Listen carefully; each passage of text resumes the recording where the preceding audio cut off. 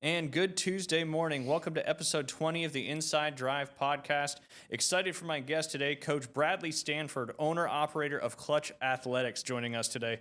Talk a little college football and what Klutch Athletics is all about and how you can give your kid the edge in sports should you be looking for it. But first, as always, got to go through our sponsors. I'm going to mention a few other things too before we get started with the interview. Golf Plus, our big sponsor. We appreciate Alan. I know he's got the new simulator open. They got new floors, doing a bunch of renovations there to the store. It looks great. Go check it out. They're still doing their big shoe sale. All the shoes are right there in the front. But again, they have another simulator now, so they have two. So the opportunity to get fit and the opportunity to do some simulator time and play golf courses all over the world has now doubled. As you guys know, Golf Clutch is featured in Golf and Golf Digest magazine as some of the top club fitters in the country, and they certainly deserve it. Like I said, their fitting studio and simulator booths will blow you away, and their selection of brands and models of clubs, they have everything you could possibly want. The repair shop, too, if you got any broken clubs, anything that needs to be fixed, they can get it done for you and get it done ASAP. Golf Plus is located right there next to Firefly in the Edgewater Shopping Center. You can give them a call at 850-249-2726, or you can go online at golfplusretail.com. If you want to book a club fitting or some simulator time, you can do that at golfplusretail.com as well. And, of course, we got to give a big thank you to Panhandle Credit Union. The quality relationships they have with our community is what Panhandle Credit Union is all about. Whether it is sponsoring an event and donating to a cause, providing loan options, or setting people up with great banking products, Panhandle Credit Union is here to serve those who live, work, worship, or attend school right here in Bay and other surrounding counties. Together, Panhandle Credit Union builds community.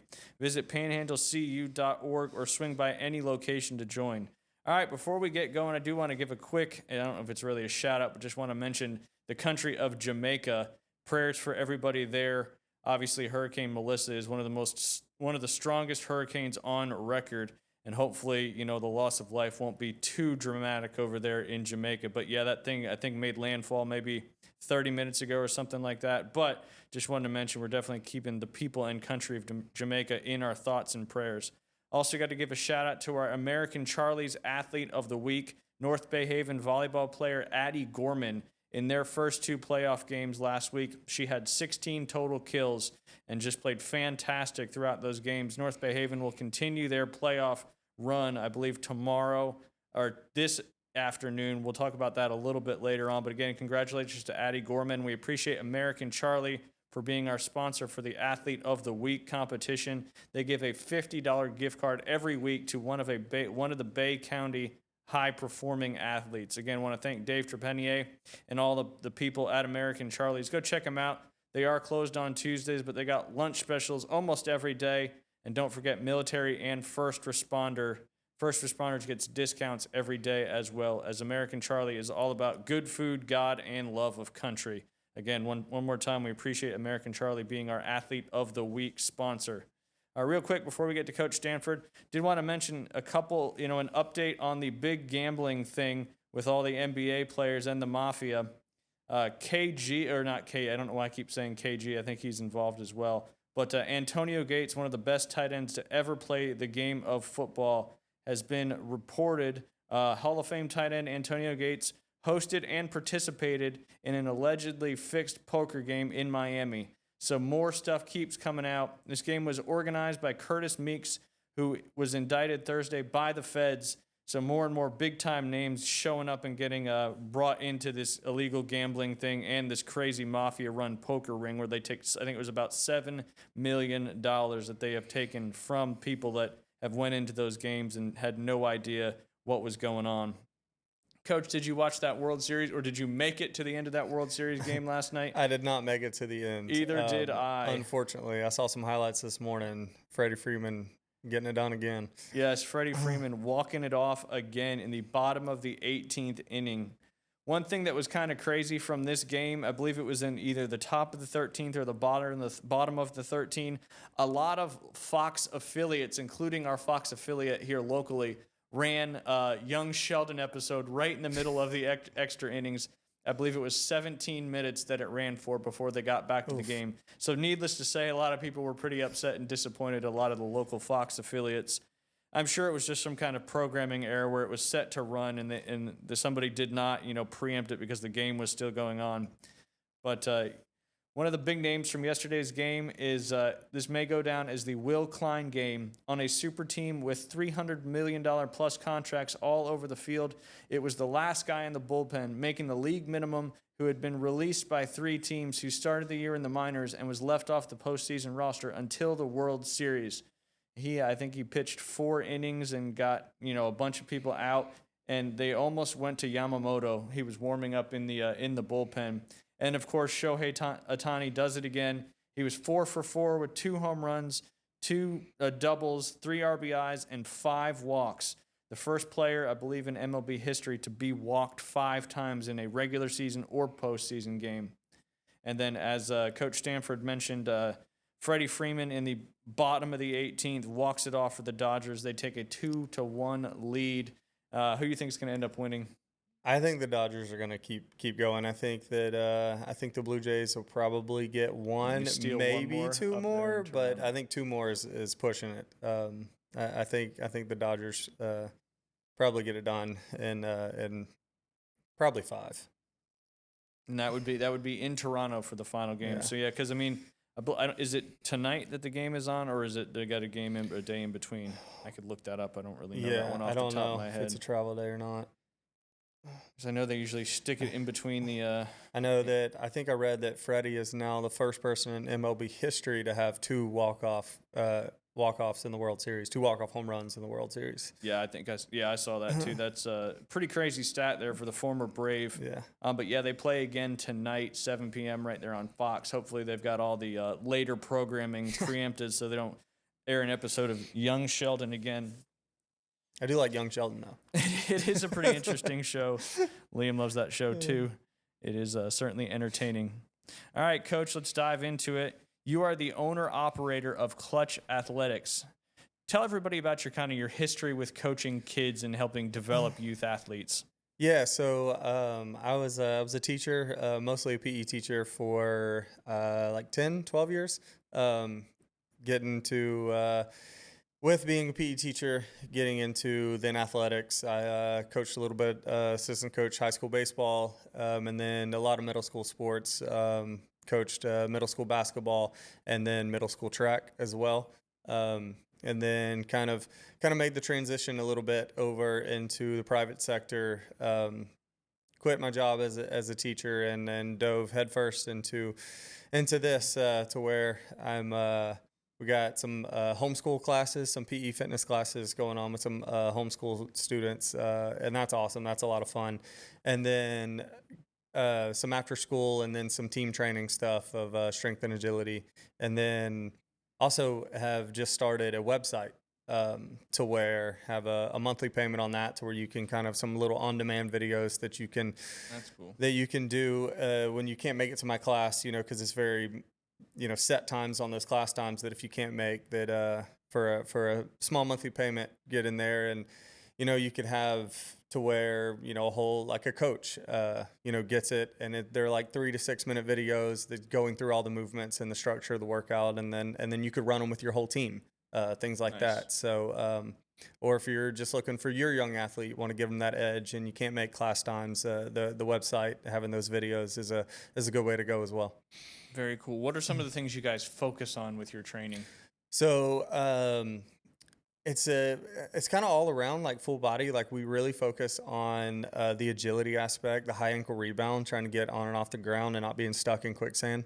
So there's a lot of work with building up that ankle strength. But then it's full body workouts to where we're kind of getting a full Metcon, the metabolic conditioning to where we're going anywhere from 8 to 20 minutes of a full body workout each class, things like that. And we're using all kinds of equipment, dumbbells and kettlebells and slam balls and sleds and plyo boxes. We get it done. We have a lot of fun, but we sweat it out. We get to work.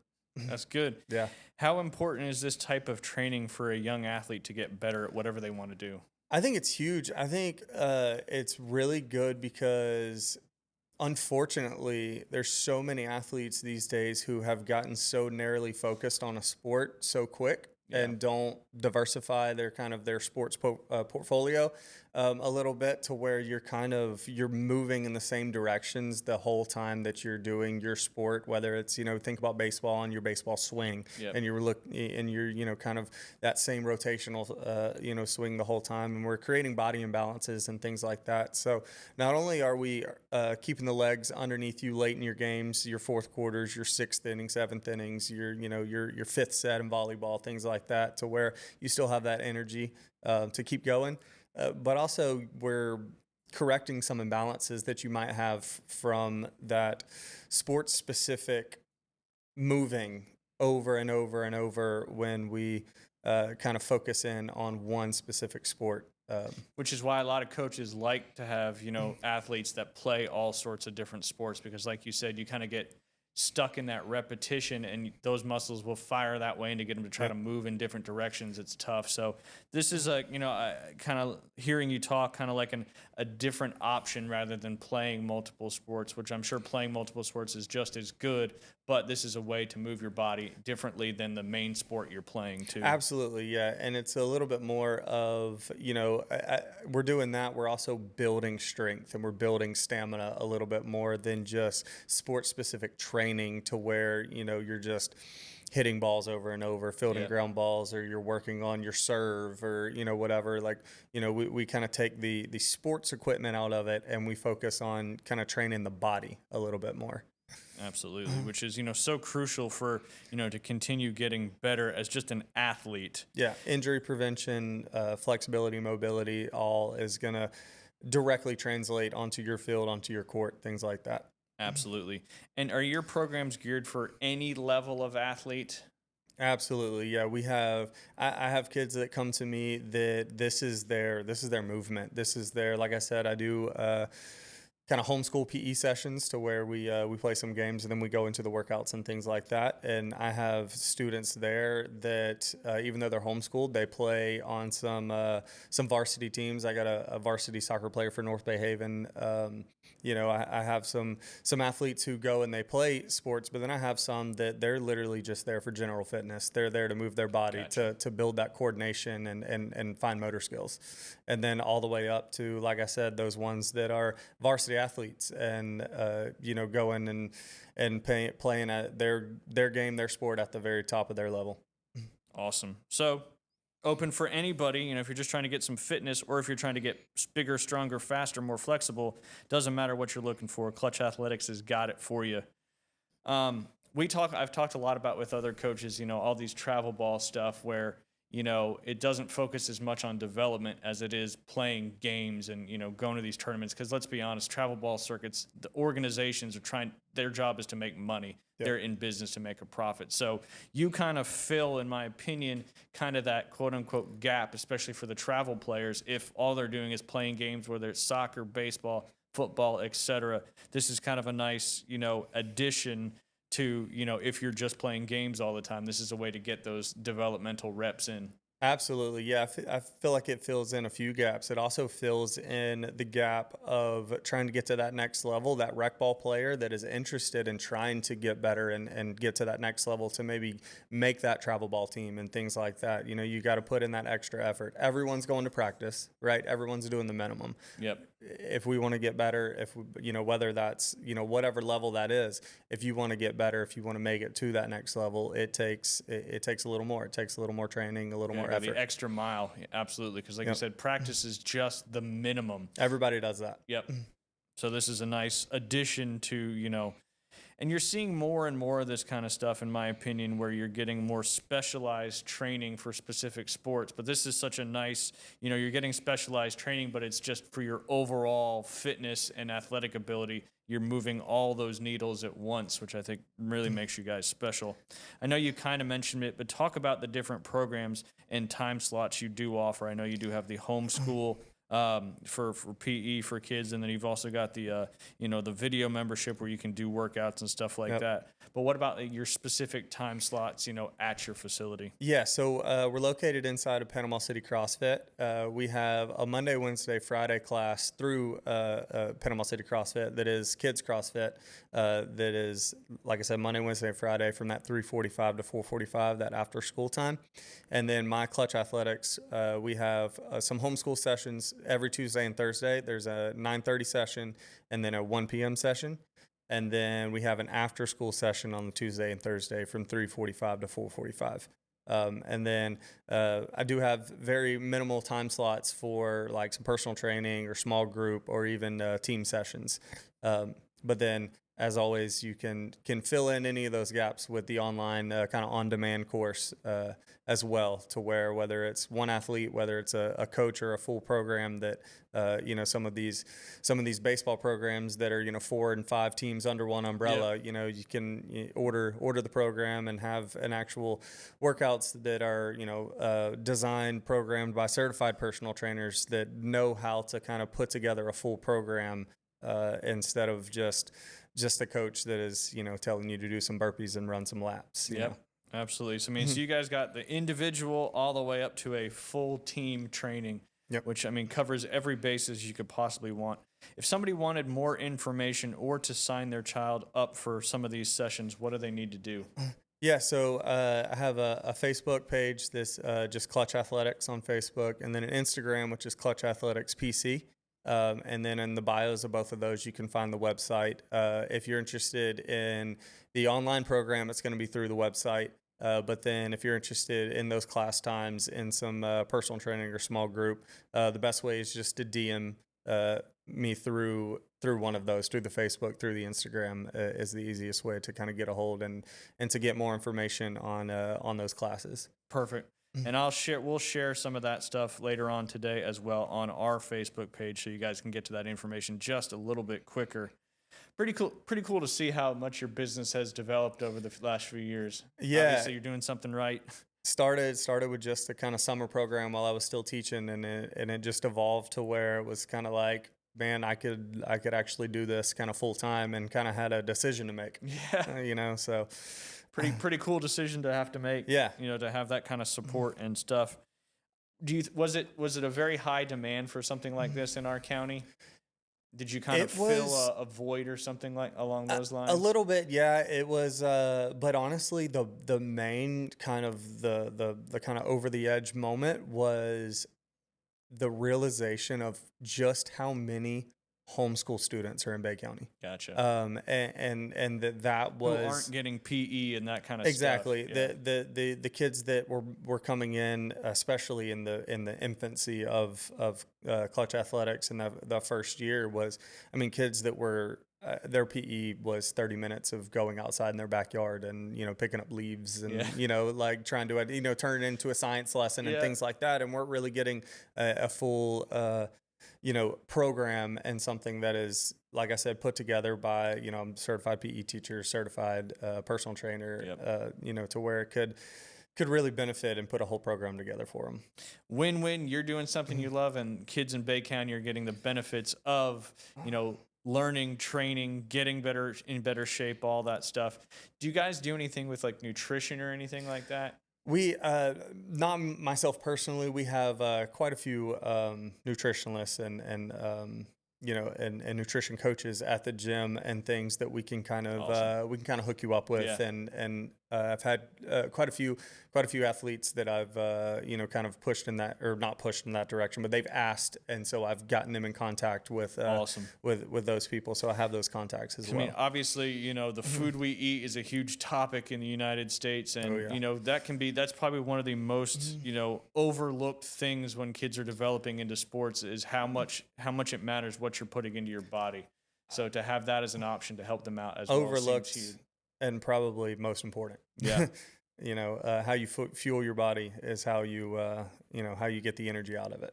Absolutely. Let's pivot topics here a little bit. Obviously, congratulations on all your success. Thank Pretty cool to see you go from business from scratch to doing everything you're doing now. Speaking of businesses, the business of college football is getting pretty crazy right now.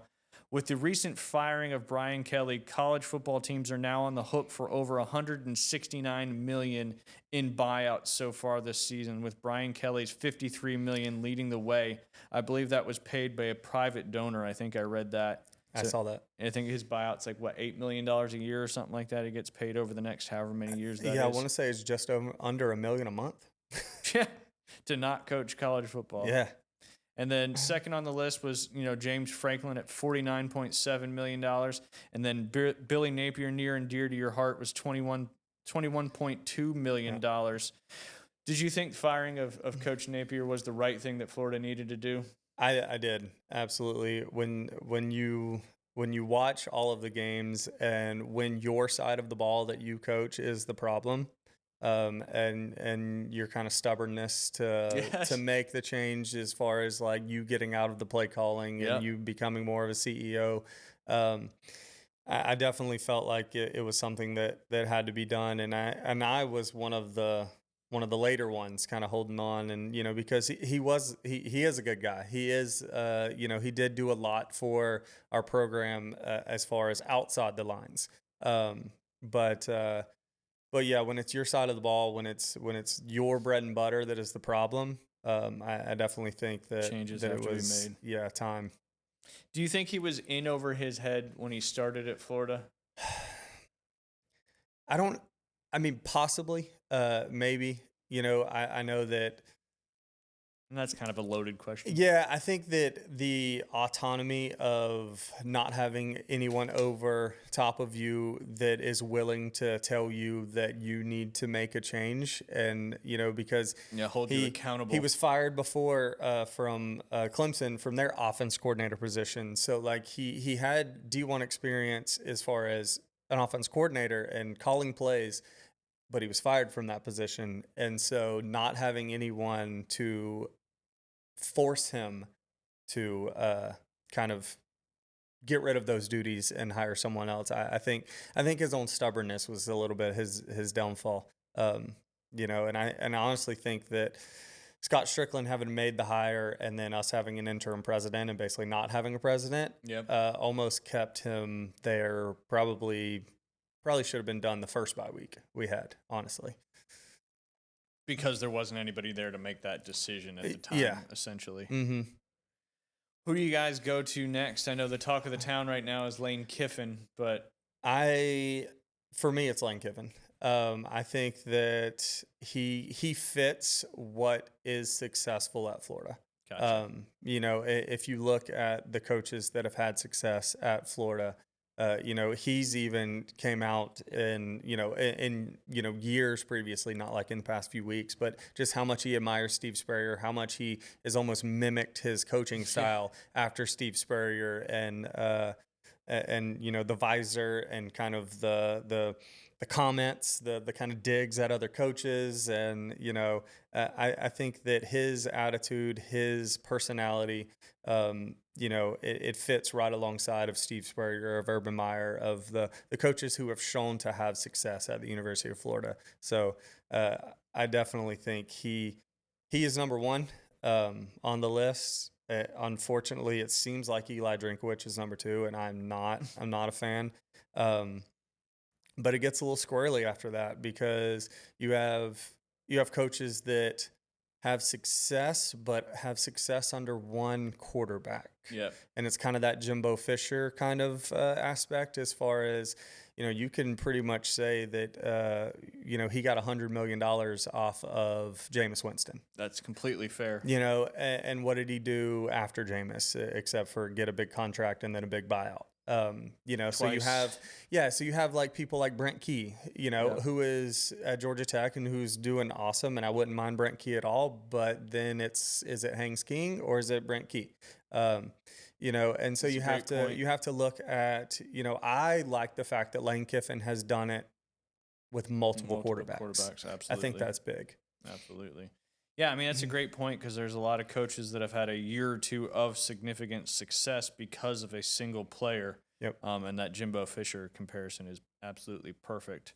Some of the other coaches and their buyouts to make up this $169 million in buyouts owed so far this season. Mike Gundy from Oklahoma State had a $15 million or has a $15 million buyout. Sam Pittman from Arkansas, 9.8. Deshaun Foster from UCLA, 6.43. Brent Pry from Virginia Tech, $6 million. Trent Bray from Oregon State, $4 million. Trent Dilfer from up there at UAB, 2.4. And last but not least, Jay Norvell from Colorado State, $1.5 million. Who's your next coach gone in your opinion? Obviously, Brian Kelly was on that hot seat, and they decided to make the move after they gave up that game. They were ahead in that game, if I recall correctly, and then Texas A&M scored a bunch kind of in the third and fourth quarter. The first coach that comes to mind is Freeze at Auburn. But I know we were kind of having a little conversation before this, and do you play chess at Auburn with how many SEC, how many high profile jobs are open right now? Do you want to make that fire right now if you're Auburn, or do you want to maybe kick the can down the road? I'm sure that if you do it next year, I'm sure the buyout probably goes down. Yeah. And I'm sure that, maybe you're the top job, next year, depending, because of all these high profile jobs that are coming open this year. Yeah, I mean, that's a good point because, there's so many openings coming, and, if it's next year, maybe that you're the best of the best opening, and then that's going to let the cream of the crop rise to your school and maybe get a better hire, quote unquote. But I think Hugh Freeze is, kind of what you were talking about, Napier, a little bit stubborn. I don't like the fact that he always never takes the blame himself. He always puts it back on the players. And, he finally pulled Jackson Arnold, but he did the same thing with, I'm drawing a blank on the guy's name, the quarterback before last year, the last 2 years from Michigan State. Because, he just would never move away from him. He just kept going back to him. And I think, once Jackson Arnold threw that 56-yard pick six, and then he put in, the guy from Stanford, and he went on to win the game. I think that kind of saved his job for right now, because if he would have lost to Arkansas, he would have been gone probably before Brian Kelly was. But it's certainly an interesting part of college football. Obviously, all these guys want to coach. It's in their DNA. But, to get hired with these huge contracts, knowing you have a huge buyout, of course, you don't want to get fired. But at the end of the day, if you get fired and you get $56 million after you got fired, not too bad of a gig. No. It's wild how much money is just floating around. Did Lane Kiffin get an official offer from Florida? I saw something where it was like $13.5 million. 13.5 for either 5 or 6 years. I believe, I don't know that anyone can quite say official, but I believe that it is pretty as official as can come out right now. Yeah. I've also heard that Jimmy Sexton came back and said it needs to be 15. I don't know for the same amount of years. I don't know how much truth is to kind of either one of those, how official either one of those things are, but I did hear both of those things. We were talking earlier before the show about Jimmy Sexton and, what a job to have, all the coaches he's represents, all the money he's made from these huge contracts, and also the money he makes from when they get fired and working on these extensions and stuff like that. Probably one of the richest sports figures in America, obviously besides professional athletes and maybe some of these coaches. But, Jimmy Sexton seems to have his hand in everything when it comes to big-time coaching and big-time hires. And, good for him. He obviously worked himself into that position and, obviously doing a pretty good job with it. We're going to go ahead and get Keith Flemming on the line. It is Tuesday, and we're going to go over, the DFS picks for this week coming up. Just hard to believe the NFL season's about halfway over. I'm doing good, but how are you? Doing good. I got Coach Stanford in here with me in the studio. He owns Klutch Athletics, where he does a lot of youth development, training, all that cool stuff. So we're just hanging out, talking a little bit about the crazy buyouts of college football right now. And, of course, we'll talk to you a little bit about, what's going on in the NFL, and then, of course, some DFS action for week 9 already? Yeah, it's scary. It's going by so quick, as it always does. But what do you got for us today, Keith? Let's start with something that was a very hot topic among nerds like myself who are in the fantasy football community, and that was Rashee Rice worth a 5th or 6th round draft pick?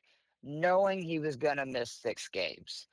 I was somebody that said, yes, like he's been a top 10 wide receiver consistently over his last 9 games of his rookie season. He started out like a man on fire last season before obviously a season ending injury.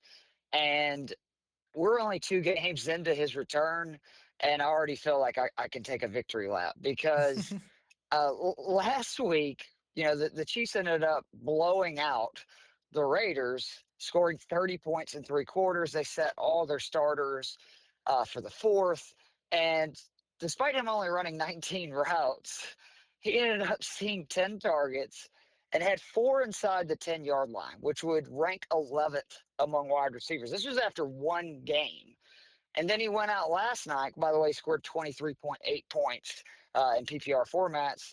Then last night he went out, saw another monster game, 25.5 points. He scored already 3 touchdowns this season, and it's going to continue. Number one, because the Chiefs have no run game.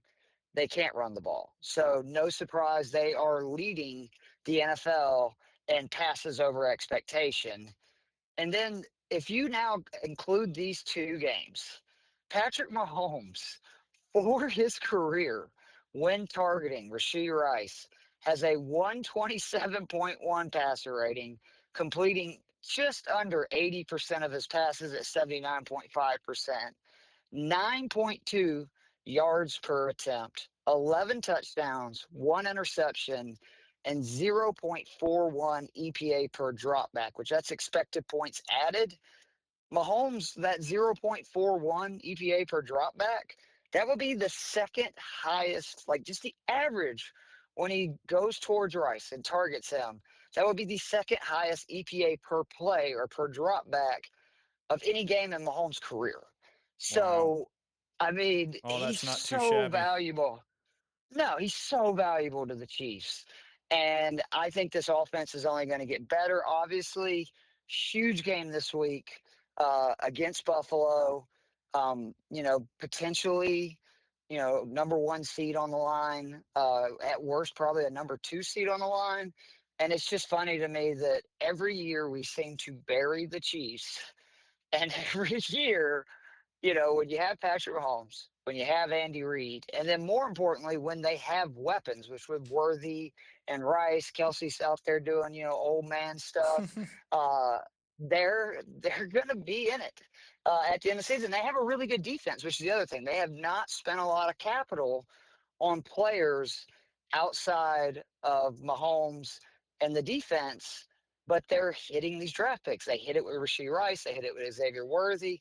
They have completely rebuilt their offensive line through the draft, which we know that the years that they lose Super Bowls, both the Bucks and Eagles Super Bowl, you know, that's the issue, right? They can't protect Mahomes. That has not been an issue. He's being pressured at the lowest rate in the NFL this year. And if you have Mahomes having time, open He receivers, finds like open bad receivers things are better going to than happen. anybody else in the league. That is for certain. Yep. He's just the man. So the only thing, there's 2 teams basically potentially preventing the Bills and the Chiefs from being like the number 1 seed in the AFC. And I want to talk a little bit about both of them. Let me I believe guess. I shared this last week. Which one do you want to go first? Colts. All right, perfect. That was where I was going. So I think I said last week on the show that the Colts were averaging 3.5 points per possession. That is the highest points per possession this century, higher than the '07 Pats, higher than the 2018 Chiefs. And then they went out in week 18 and scored 38 points on just 8 drives. And that is including one of those drives, which was a kneel down. Okay. So in reality, I don't think that should count, but it does. It does for the stat though. So they are now close to averaging 4 points per possession. And again, the previous high for a season was 3.15 points. Jonathan Taylor now has 4 games, or excuse me, 3 games with 3+ touchdowns. He did not have a touchdown the first 2 weeks, which is like impossible to believe when you look at the way he's running now. Daniel Jones is doing a fantastic job leading their They're going to make a offense. documentary about this season in Daniel Jones for sure. The The resurgence of Giants, Indiana Jones.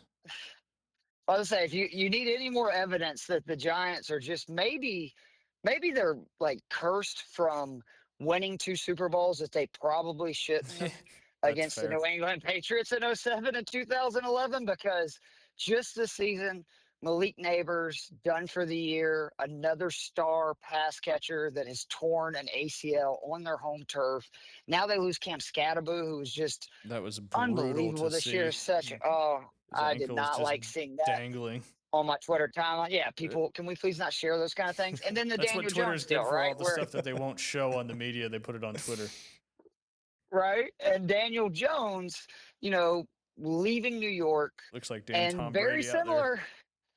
Well, I mean, to be fair though, last year Saquon Barkley, right, Yep. who had not looked good the last couple of years or stayed healthy with the Giants, and then he has 400 plus touches and has one of the greatest running back seasons of all time for his new team, Philadelphia Eagles. So the issue with the Colts is going to be their defense. I don't know when they get it, because they've had a pretty easy schedule. Now they've scored points against Denver, which that's a very good defense. We know that, and they score points against the Rams. Like, they've played well offensively versus teams that have good defenses.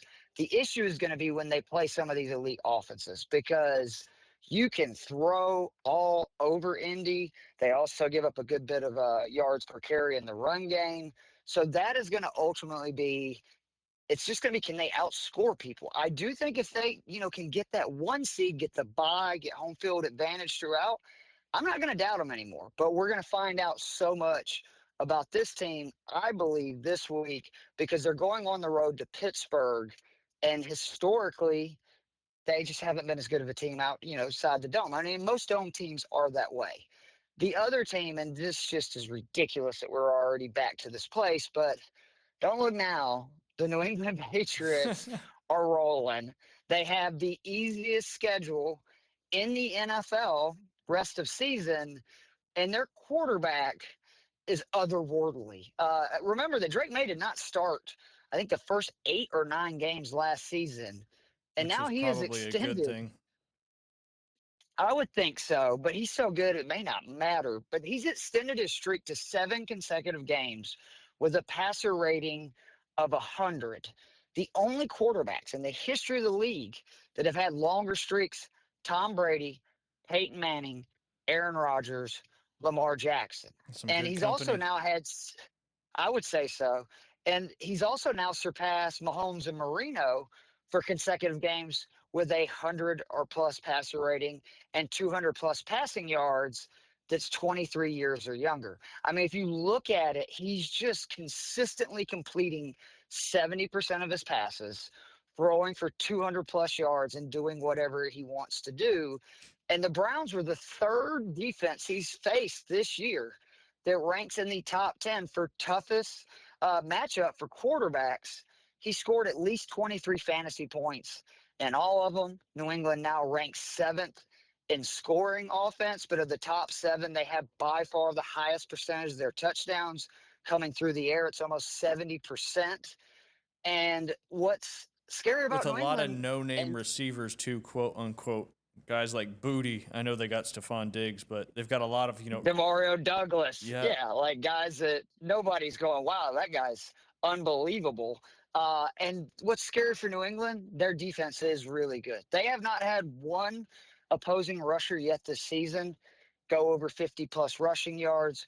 Christian Gonzalez, they're locked down and one of the best cornerbacks in the NFL. He missed the first 2 games. The only reason their defensive metrics honestly aren't better than they are is because they really did. They gave up a lot of points and yards those first 2 games. If you look the last 5 weeks since he's returned, I mean, New England really has a legit chance to get the number 1 seed.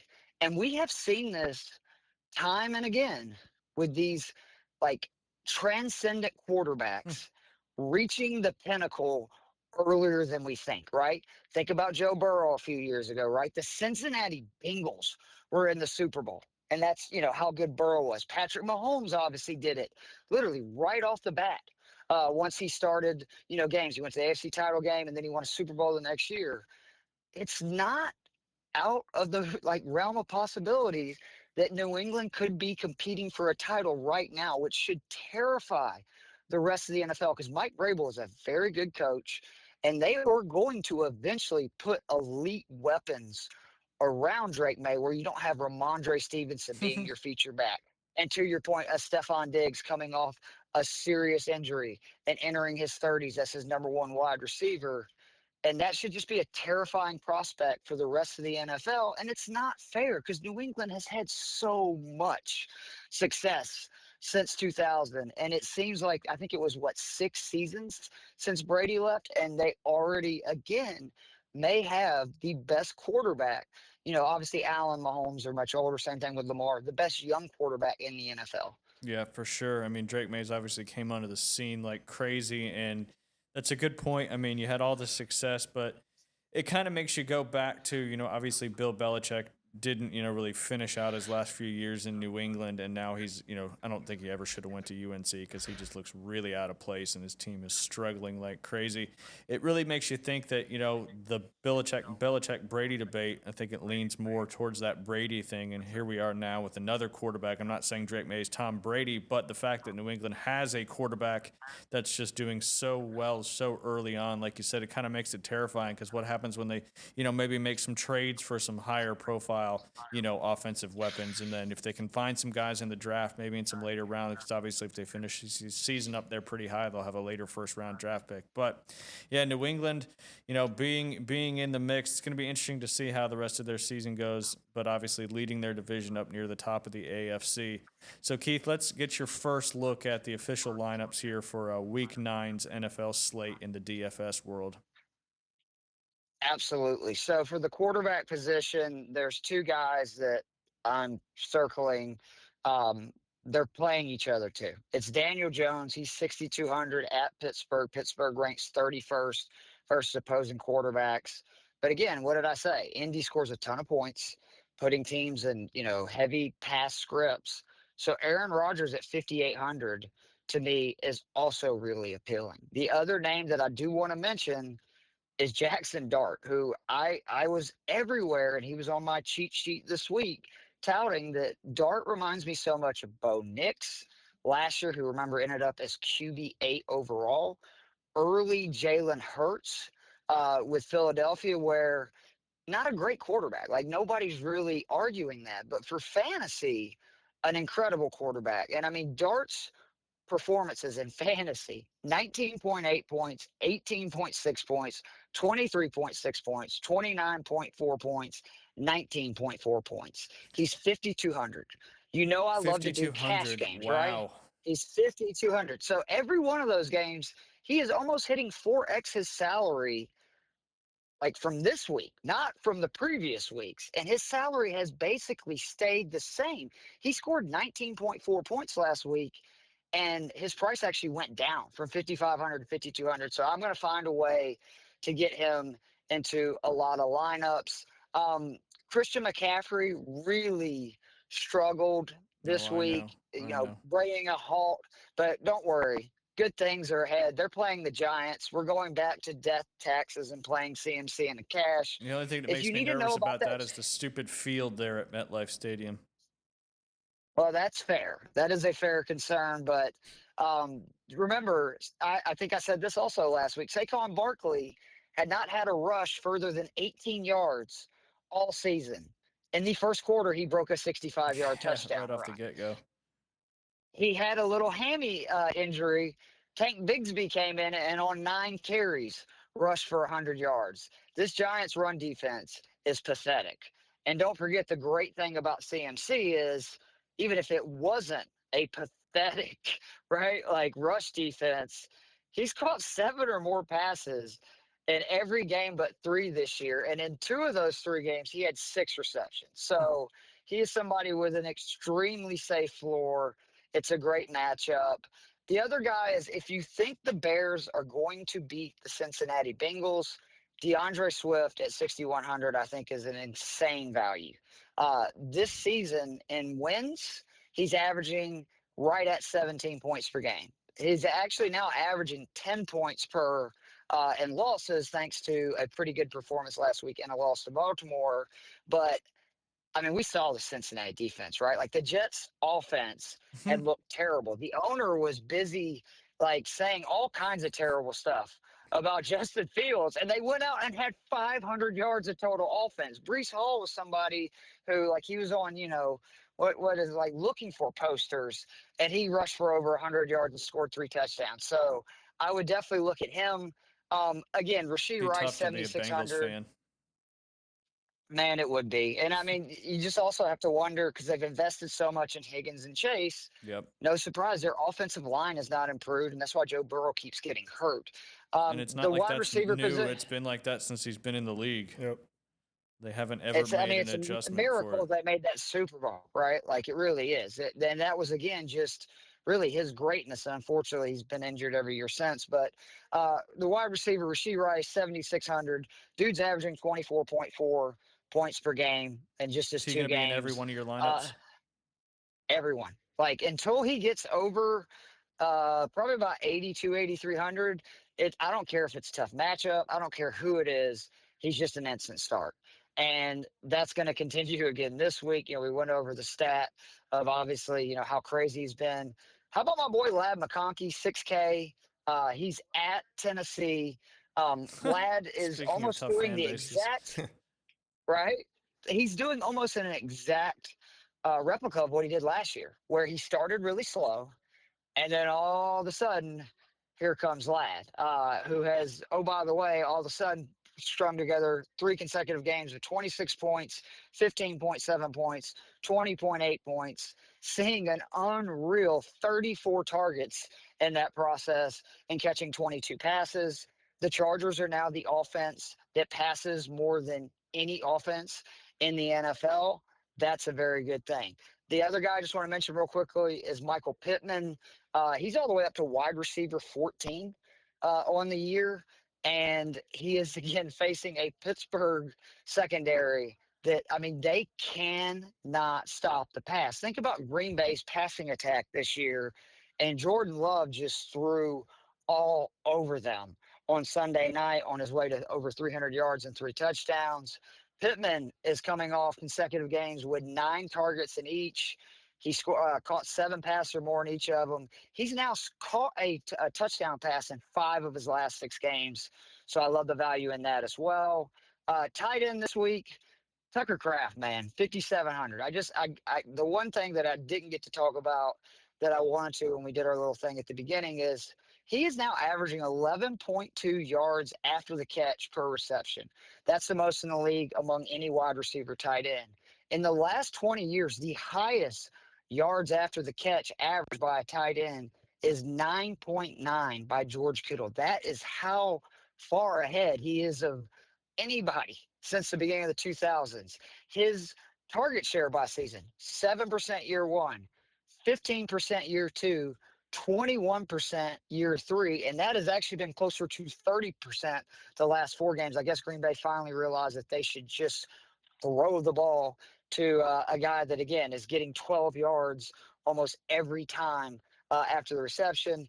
I also really like your boy George Kittle this week at 4,800. I think that we saw, he obviously had a bad first game, but they were busy running all over my Atlanta Falcons. Second game, 5 targets, turns into 4 catches, 43 yards, and a touchdown. Again, the Giants' defense is really bad, so I expect him to have a really good game. And then outside of that, Noah Fant is another person that kind of intrigues me. He's 3,300 for Cincy. They're playing Chicago, who ranks 21st. And, we saw Fant was not even getting really targeted early in the season. Since Flacco's been there, he's caught 4 more passes in 2 or 3. He caught 3 passes in the only non-game. He's been averaging over 11 points per game in that stretch. And then for the defense, you know what we always do. We go down and we just basically punt on defense. It is another really tough week to find a defense that you feel comfortable about down in the drums of this. But I think that I'm going to have to go with the Texans 2,900. I'm going to spend up a little bit more than I normally do because I'm not playing Carolina's D. The Saints offense is so bad I can't play their D. The Vikings are playing the Lions. That's not good. Titans are playing the Chargers. That's not good. You could maybe make a case for the Giants, but again, I I think that season is going the other way. We saw Cincinnati give up 1,000,000 yards last week, so you got to go all the way up to 2,900. The Texans' defense is the best in football. I mean, I think that's pretty apparent after their performance against you guys on Sunday. Like, I With a mean, lot they have of guys just in the secondary that are, just getting some first time reps too, which is what's crazy. D'Amico Ryans is such a great defensive coach. Yeah, absolutely. So over their last, they now have had multiple sacks in every game but one this year. The turnovers, they had one against the Niners, four the week before, three the week before that. So they are really turning the ball over, or getting opposing offenses to turn the ball over. Again, you're going to get automatic sacks. It's the reason they're averaging 9.4 fantasy points per game, which for a defense That's with a only one lot. defensive touchdown, that is a ton, because most teams that have even like 6, 7 points or higher, if you look, they've already You scored didn't two just or say three six, defensive seven, did touchdowns. you? I might have. What was great We'll was on our forgive show you. a couple of weeks ago, that organically came up. When Joe Matz, my buddy and co-host, is a teacher, and I said 6 or 7 touches, and he goes, "Did you just say 6, 7?" I had no idea what he was talking about. You And don't then what really was have a great was the reason to South know what Park he's talking about. episode Yeah. came out the next week, and I didn't feel like a moron because I at least understood where the 6, 7 was coming from and why South Park was talking about. I still don't know what it It means, doesn't mean but anything. I at That's the least craziest understood why it was part. a thing. Yeah, it's not Well, it's not a thing. It's just somebody said that, and then every kid in the world and some parents say it now all the dang time. Well, Keith, real quick, tell everybody where they can keep up to date with your information throughout the week as it approaches the start of the Week 9 slate, the Sunday absolutely. slate, So anyway. most of all my stuff, actually I shouldn't say most, is either at fantasy6pack.net, or you can find me on Twitter/X at Keith Flemming. That's KeithFlemming.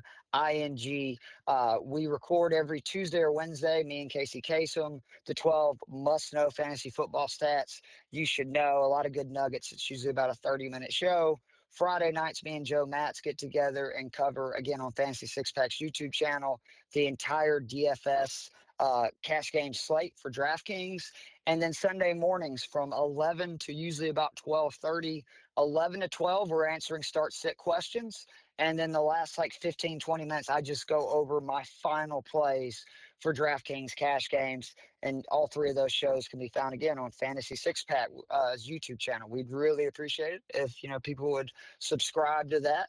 And I appreciate you guys having me on. Of course, that start sit show is probably crucial for a lot of people that are, because we're all torn between who we need to start and who we need to sit every week. So, just to kind of have that information to kind of make you feel like you're making more of an educated decision makes me feel better anyway. So, y'all check out that show if you're looking to decide who to start or who to sit. Again, that's on fantasy6pack.net. Keith, we appreciate your time as always and hope you have a great week.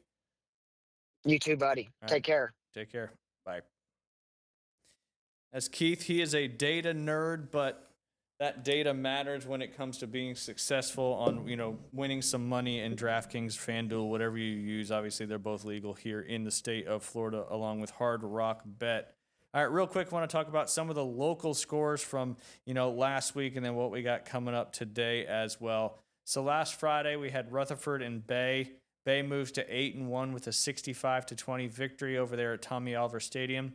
Bozeman won their district with a 35-12 win over North Bay Haven Academy, and then Walton beat Freeport 68-28. Walton now 3-6 on the season, and then Saturday, the North Bay Haven, we already talked about Addie Gorman, our athlete of the week, and how she had 16 kills in the 2 playoff games last week. North Bay Haven beat Wolfson 3-2. That very exciting 5th set, it always goes to 15 points, can be a little nerve-wracking, but North Bay Haven got it done again. That leads to a matchup this afternoon at 6 p.m. Again, they're the number 1 seed in their particular region. I believe this is the region final. Pensacola Catholic is traveling over to the North Bay Haven Bucks gym. Winner of that will move on to, I believe, is it the Final Four after the region final? I don't know. It all depends on all of the how many are in each yeah. particular region. See if I can figure that out real fast and navigate the site. It's not really FHSA doesn't like to make anything no simple straightforward or easy for sure. But yes, big game. So get out and watch those girls. 6 p.m. if you're looking at something fun to do on a Tuesday evening. Go support those ladies who have worked so hard all season and have having obviously the most successful volleyball season of any high school here in our county. Now this is yes, the regional finals. So that'll move on to winner of this game will go to the state semifinals. Nice. I don't know where they are, so obviously North Bay Haven has a really good chance if they can beat Pensacola Catholic to move on to the Final Four. And I can't remember the last time we had a volleyball team move on to the Final Four. It might have been Mosley when we had Coach Mask on a month or so ago, and the historic, comeback win that they had to move to the championship game. So we look forward to seeing if North Bay Haven can kind of get down there as well. But yeah, again, that's at 6 p.m. over there in the Bucks gym. And then we've got some soccer starting as well. You've got the Rutherford Rams girls team traveling over to Mike Gavlak Stadium to take on the Arnold Marlins girls soccer team. I know we had Coach Jonah, the men's coach, on last week. I know their season really doesn't get started until another week or so, but it's about that time. I'm excited to watch some Mosley soccer as well. Had the pleasure of being the assistant coach of the girls soccer team last year when they went back-to-back county championship, but there were so many good players on that team that are now with Mosley. I always mention it. Don't forget the name Ziona Bell. Yeah. She is an absolute superstar when it comes to soccer, and she is now a Mosley Dolphin. So I expect, Mosley with all these, Cheney Humphreys also on that team as well. Just these really amazing soccer players have now all made it over there to Mosley. And some of those Mosley players were former UA players too. So now they're all kind of coming back together. So we'll keep you posted on the Mosley Dolphins soccer team throughout the season as well. Want to mention too the Arnold boys. I appreciate Dana Hagan keeping me updated on the boys golf team over there at Arnold. They competed in the district championship yesterday, and they ended up finishing second with a 317. That is the FHSA 2A District 1 boys tournament. South Walton ended up winning the tournament. Doesn't matter if you win or runner-up, you're still moving on to the next round. South Walton had a 307. For reference, even par is, I believe, 288 because you got 4 that count, 5 that play. Arnold shot a 317 with Ethan McGregor leading the way with a 75. Brady Lent from Arnold also had a 76. Shout out to Cade Denicky as well from Mosley. He had a 77. Mosley ended up with a 350. So they were about 23 shots out of second place, but South Walton and Arnold will move on to the 2A region tournament. Winner of that, or winner and runner-up of that, will move on to the 2A state final. That's always played down there at Howie at the Hills. And then, of course, there's some at-large bids as well for 4 teams and 4 individuals that didn't make it by qualifying first or second. So, in my opinion, how good of a season Arnold's had is even if they don't finish first or second in the 2A regional tournament, they might get an at-large bid as well. But pretty cool to see how good of a season, Arnold is doing. We'll have their head coach, Luke, on with us on Thursday. The former coach, Jay Henley, and now the current coach, Luke, I don't know his last name, will be with us on Thursday. So excited to see that. Coach, I'm going to finish the show with somebody I knew sent me a little conspiracy theory stuff about, maybe one of your most hated football teams, the Florida State Seminoles. I'm just going to kind of say what he said. I have a conspiracy for you. There is a mutiny or coup going on at FSU. It never really crossed my mind until the Stanford game. He's like, do you know the story of the Chicago Black Sox, which that was back in the day when people were paying those players to basically tank the game.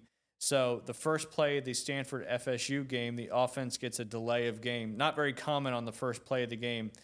They said that was the tipping point. That was them tipping their hat that they were in. Only 2 people touched the ball 100% of every offensive play. And I don't think Castellanos is in on it. But the center, coached by Herb Hand, who followed Malzahn from UCF, controls the snap on every play. Now, this is a deep dive tinfoil hat conspiracy, but Malzahn, Herb Hand are positioning themselves to take over. Also, Tony White, the defensive coordinator. Team played lights out on defense for 3 games. Past 4 games, defense couldn't stop a nosebleed. This gentleman's an FSU fan as well. I don't know where or if he fits in, but it is curious. So could you see something like that happening from inside of Florida State as well? You kind of hear that It's funny. a lot of the players say that Norvell's lost the team, and a lot of the players don't really want him there anymore. That's funny. I will say it's Georgia hate week, and we don't live in, or FSU doesn't live in Florida's head quite as much as Florida lives in FSU's head. Little dig there, but It's fair. it is. It's funny. I mean, in a world where we live in conspiracy theories all the time, where most of them actually do end up becoming true. It'll be interesting having that in the back of your head and watching FSU going forward. Yeah. You know, it's when you bring in someone who's had a strong coaching career to be your offensive coordinator and things go a little bit south. That person might think they could do the job better. I know that they've had a long history together, Norvell and Gus. So I don't know that to be true because, like I said, they do have a long history. They have, I really don't think that Malzahn wants to be a head coach again. That's why he took the OC job. But again, you never really know what's going on behind the scenes. Right. So it would, like I said, it'll be interesting to have that in the back of your head and kind of watch the FSU games moving forward and kind of see if you can see any of those nuggets. Absolutely. Absolutely. Coach, one more time, tell us about Klutch Athletics and how people can get their child involved in some great personal training, some programming, all the stuff that can make your kid a better athlete. Yeah, whether it's our homeschool PE program or our strength and agility training after school or online program, we have Tuesdays and Thursdays. We have 2 homeschool sessions, that 9:30, that 1 p.m. session, and then our after school session Tuesday and Thursday, 3:45 to 4:45. And then, like I said, we do have some limited slots for either some small group team sessions or personal training. And then, as always, if you can't make those times, can't make those little windows that I might have, the online course is a really good option to where, you're paying one monthly payment and it could be your whole team that's involved in doing the workouts together. It's always good. It brings the team closer together when you can struggle together, sweat together, go through some difficulty together and come out on the other side. It's gonna build your team, make them closer, and when it's late in the fourth quarter, in the 6th, 7th inning, whatever your sport is, knowing that person beside you's got your back because y'all have struggled together. So it's a good thing not only for physically but mentally as well, to come be a part of Klutch Athletics, no matter what platform it is. Absolutely. Go check out Klutch Athletics. Coach Stanford does a fantastic job. He's got a lot of good people around him as well. Absolutely. Coach, appreciate you coming on today. Episode 21 will be on Thursday. We'll have Jay Henley and the head coach of the Arnold Marlins boys golf team. One more time, shout out to Addie Gorman. She was our American Charlie Athlete of the Week. Wins herself a $50 gift card to American Charlie. Y'all have a great rest of your Tuesday. Good luck, North Bay Haven Bucks, in your region final game today. Hopefully you can make a trip to the Final Four. Appreciate everybody tuning in. Come tomorrow, the final version will be up on Spotify, Apple Podcasts, wherever you get your podcasts. It'll be on there. Again, all you got to do is search Inside Drive, and we appreciate if you'd subscribe as well. Y'all have a great rest of your Tuesday. We'll see you on Thursday.